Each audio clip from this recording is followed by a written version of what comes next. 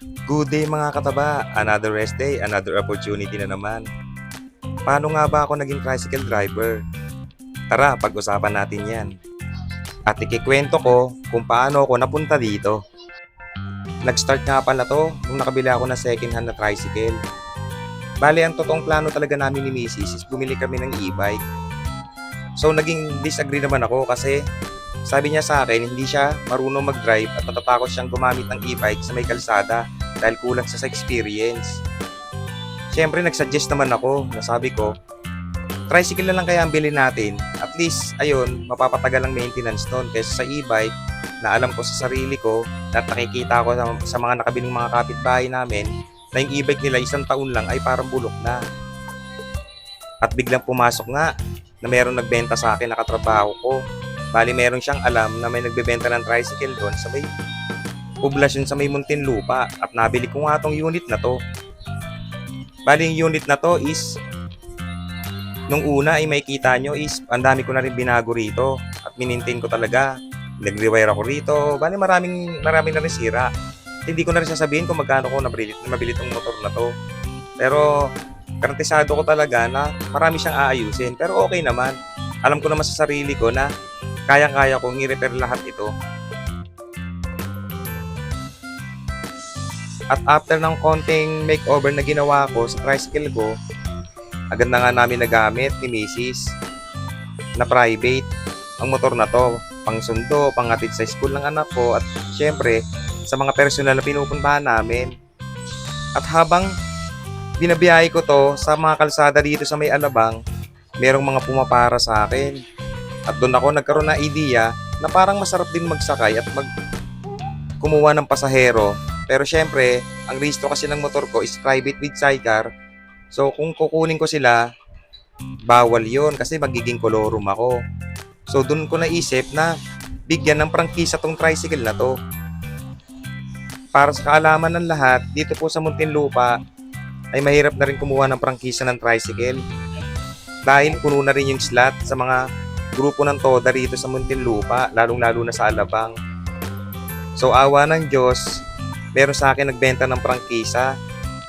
At syempre, binili ko agad ito. Maganda ang naging deal namin ng nagbenta ng prangkisa na to. Kasi kasama na yung change of ownership at change of motor. At yung naging ready na nga yung lahat, yung tricycle at yung prangkisa ko, nagkaroon na ako.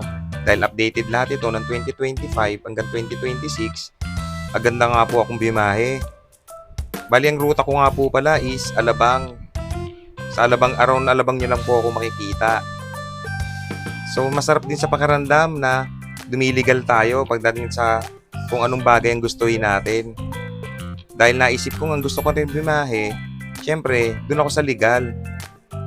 Ayoko kasi mag-illegal, lalo-lalo na sa mga kolorum. Kasintabi po sa mga nagkokolorum, alam ko naman dumidiskarte lang lahat tayo sa buhay. Pero syempre, pag may pagkakataong illegal yung mga papel ninyo, ang mapapayo ko sa inyo is gawin niyo para walang sakit sa ulo pagdating ng panahon at ng araw. Bali, ang setup ko nga po pala sa pagta-tricycle driver ko is tuwing rest day ko lamang. Bali, meron po kasi akong pasok na 4 na araw, 12 hours yung shift ko. At 2 araw ang rest day. So sa 2 araw na rest day na yon, dun ko naisip na sumideline. Dati rin po akong joyride rider. So nag-shift lang ako dito sa may tricycle.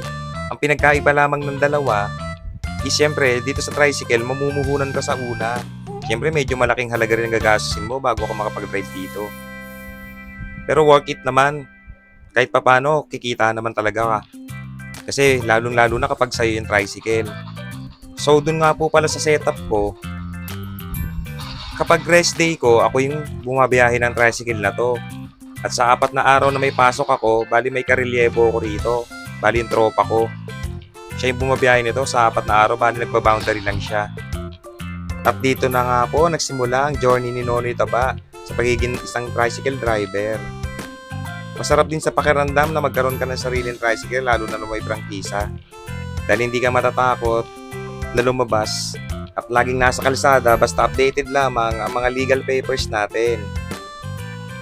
At dito ko na nga rin po pala tatapusin yung video sa kwentong tricycle driver ko. at kung paano ako naging isang tricycle driver. At ako nga po pala si Nonoy Taba na lagi nating pipiliin na sumaya. Maraming salamat sa nanonood ng video.